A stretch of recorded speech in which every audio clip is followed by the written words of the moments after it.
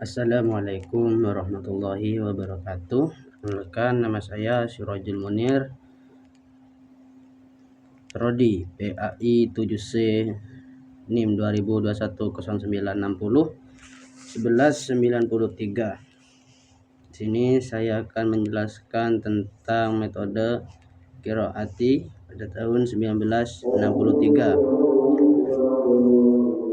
Yang pertama, sekilas metode qiraati. Metode qiraati dicetuskan oleh Kiai Dahlia Salim Zarkashi pada tahun 1963, yang pada waktu itu beliau berprofesi sebagai guru ngaji dan pedagang. Munculnya metode qiraati tidak secara tiba-tiba, melainkan melalui perjalanan yang cukup panjang, yaitu melalui eksperimen, studi banding, dan silaturahmi ke pesantren-pesantren yang dianggap maju dan berhasil dalam mengajarkan bacaan Al-Quran. Adapun metode qiraati disusun pada tahun 1963 Masehi. MH Nur Shadiq Akrom sebagai penyusun di dalam bukunya Sistem Kaidah Qiraati Nembul Kaliper. Buku ini pertama kali muncul terdiri dari 10 jilid, kemudian mengalami 2 kali revisi hingga sekarang buku qiraati terdiri dari 6 jilid.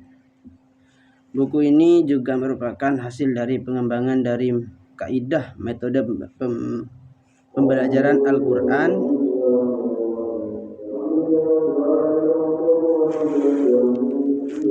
secara umum.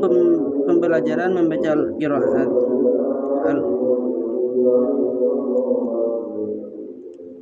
Secara umum pembelajaran membaca Al-Quran dengan metode qiraati adalah sebagai berikut. A. Dapat digunakan pengajaran secara klasikal dan individual. B. Guru menjelaskan materi dengan memberikan contoh materi pokok. C. Bahasa. Selanjutnya siswa membaca sendiri.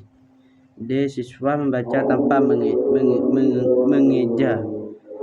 E. Sejak pemula belajar, siswa ditekankan untuk membaca dengan cepat dan tepat.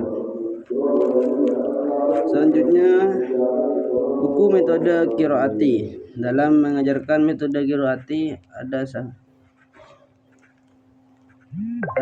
sampai 4 jilid, yaitu 6 jilid, yaitu jilid 1 adalah kunci keberhasilan dalam belajar membaca Al-Quran.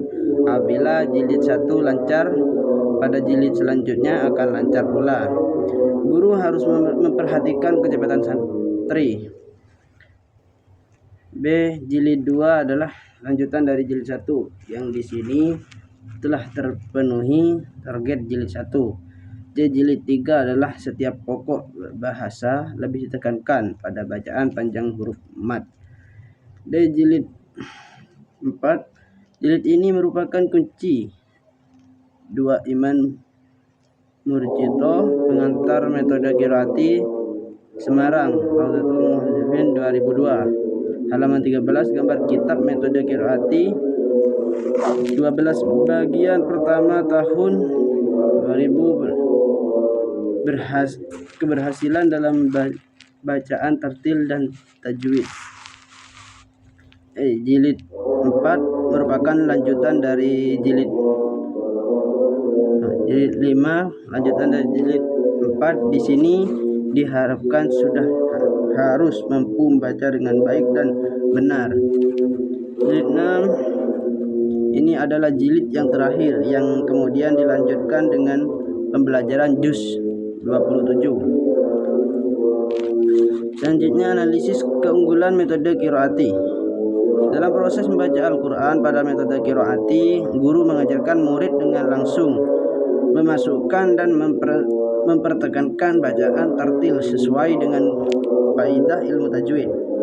Sistem pendidikan dan pengajaran metode Qiraati ini melalui sistem pendidikan berpusat pada murid dan kenaikan kelas atau jilid tidak ditentukan oleh bulan atau tahun dan tidak secara klasikal tapi secara individu perseorangan, sehingga siswa walaupun belum mengenal tajwid tetapi sudah bisa membaca Al-Quran secara tajwid, karena belajar ilmu tajwid itu hukumnya fardu kifayah, sedangkan membaca Al-Quran dengan tajwidnya itu fardu ain. Dalam metode ini terdapat prinsip untuk guru dan murid. Metode Iqra pada tahun 1988. Yang pertama, sekilas metode Iqra. Metode Iqra adalah suatu metode membaca Al-Quran yang menekankan langsung pada latihan membaca buku panduan Iqra. Terdiri dari 6 jilid dimulai dari tingkat yang sederhana tahap demi tahap sampai pada tingkatan yang sempurna. Metode ini disusun oleh Ustadz As'ad Human di Yogyakarta pada tahun 1983 sampai 1988. Hingga pada tahun 1991 materi agama RI saat itu Prof. Munawir Syahdali meresmikan metode ini sebagai metode membaca Al-Quran yang berlaku di seluruh Indonesia. Metode Iqra adalah suatu metode membaca Al-Quran yang menekankan langsung pada latihan membaca. Adapun buku panduan Iqra terdiri dari 6 jilid dimulai dari tingkat yang sederhana, tahap demi tahap sampai pada tingkatan yang sempurna, ditambah 1 jilid lagi yang berisi tentang doa-doa. Dalam setiap jilid terdapat petunjuk pembelajaran dengan maksud memudahkan setiap orang yang belajar maupun yang mengajar Al-Quran. Metode Iqra ini dalam praktiknya tidak membutuhkan alat yang bermacam-macam, karena ditekankan pada bacaan membaca huruf Al-Quran dengan fasih, bacaan langsung tanpa dieja dan lebih bersifat individu. Cara membaca Al-Quran dengan metode Iqra ini pernah dijadikan proyek oleh Departemen Metode Pembelajaran Al-Quran 29 Agamari sebagai upaya untuk mengembangkan minat baca terhadap kitab suci Al-Quran. Meski demikian, harus diakui bahwa setiap metode memiliki kelebihan dan juga kelemahan. Oleh karena itu, perlu ada upaya konversi dengan memodifikasi beberapa metode guna mendapatkan metode pembelajaran yang menarik, menyenangkan, dan efektif. Metode Iqra terdiri dari 6 jilid dengan versi warna cover yang memikat perhatian anak TK. Al-Quran selain itu, di dalam masing-masing jilid dari buku panduan Iqra ini sudah dilengkapi dengan bagaimana cara membaca dan petunjuk mengajarkan kepada santri. Ada 10 macam sifat-sifat buku Iqra, yaitu A. Bacaan langsung, B. CBSA cara belajar siswa aktif, C. Privat, D. Modul, E. Asistensi, F. Praktis, G. Sistematis, H. Variatif, I. Komunikatif, J. Fleksibel.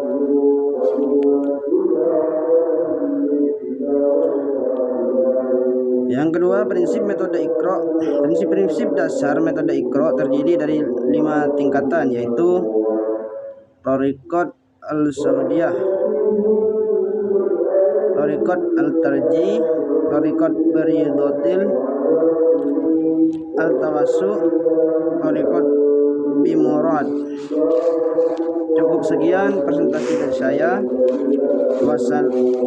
Cukup sekian presentasi saya. Assalamualaikum warahmatullahi wabarakatuh.